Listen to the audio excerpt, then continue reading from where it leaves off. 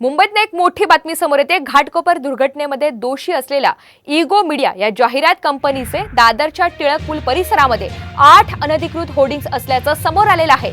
यातील एका होर्डिंगची लांबी 80 आणि रुंदी 100 फूट इतकी आहे।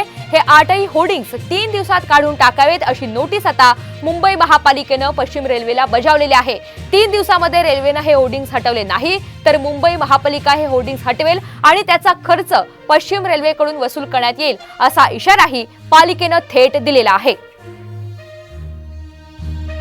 घाटकोपर होर्डिंग दुर्घटनेत दोषी आढळलेल्या इगो मीडिया या जाहिरात कंपनीचे तब्बल 8 फलक जे आहेत ते दादरच्या टिळक पूल परिसरात आहेत। आपण सध्या दादरच्या टिळक पूल परिसरात आहोत। आपण या ठिकाणी पाहू शकतो की कशा पद्धतीने हे फलक जे आहेत तिथे लावण्यात आलेले आहेत आणि महापालिकेच्या यादीमध्ये हे जे फलक आहेत ते अनधिकृत आहेत अशी माहिती जी आहे ती समोर आलेली आहे। आणि म्हणूनच महापालिकेने पश्चिम रेल्वेला एक नोटीस बजावलेली आहे की 3 दिवसामध्ये हे अनधिकृत फलक काढा, नाहीतर आम्ही या फलकांवरती कारवाई करू आणि त्याचा जो खर्च आहे तो पश्चिम रेल्वेकडनं घेऊ। जर का पाहायला गेलं तर घाटकोपरच्या दुर्घटनेनंतर पालिका प्रशासन जे आहे ते अलर्ट झालं होतं आणि मुंबईत असे किती अनधिकृत होर्डिंग्स आहेत याची यादी जी आहे ती पालिकेने मागवली होती। त्यामध्ये हे जे दादर टिळक पूल परिसरात हे जे 8 फलक आहेत ते जाहिरात फलक हे महापालिकेच्या यादीमध्ये अनधिकृत आहेत आणि त्यामधल्या एका फलकाची जी लांबी आहे ती 80 आणि रुंदी जी आहे ती 100 फूट आहे। पालिकेच्या नोटिसीनंतर पश्चिम रेल्वे नेमकी काय कारवाई करते,